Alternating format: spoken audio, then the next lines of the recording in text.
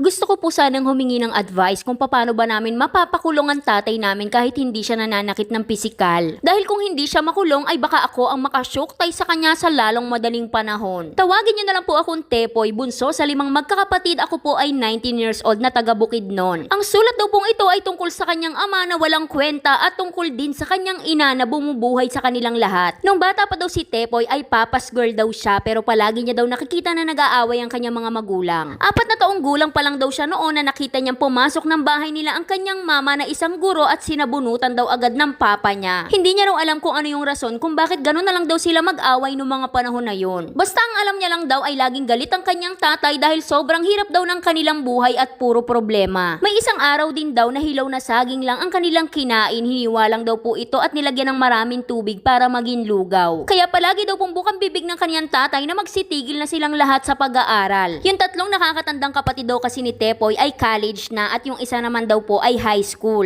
Pero ang totoo, wala naman daw talagang ambag yung tatay nila sa pag-aaral ng kanyang mga kapatid. Dahil maghapon lang naman daw nakatunganga yung tatay nila sa bahay. At isang araw daw ng Sabado ay late nagising ang ate at kuya ni Tepoy. Hindi pa naman daw po ito lumagpas ng 7 o'clock kasi wala pa naman daw sikat ng araw. Ang ginawa daw po ng tatay nila ay binuhusan silang lahat ng isang balding tubig, sabay sabing magsitigil na kayo sa pag-aaral. Hindi rin daw po makakalimutan ni Tepoy na nagpunta sila noon sa bangko kasama ang kanyang mama para kumuha ng sweldo. Kitang-kita daw ni Tepoy na nagmakaawa ang kanyang nanay sa manager para makapag-cash advance. Naawa naman daw po yung manager kaya pina-CA daw po sila ng halagang 1.5. Paglabas daw po nila ng bangko, nakita niya yung tatay niya na nakaupo sa labas at naghihintay. Kinuha daw po lahat ng papa niya ang lahat ng pera ng kanyang mama. Nakiusap daw yung mama niya na bigyan din siya sa sarili niya mismong pera, pero ang binigay lang daw ng tatay niya ay yung mga barya. Durog na durog daw po ang puso noon ni Tepoy na para bang gusto niyang jombagin ng tatay niya. Hanggang sa nakatapos na daw ng pag-aaral yung 2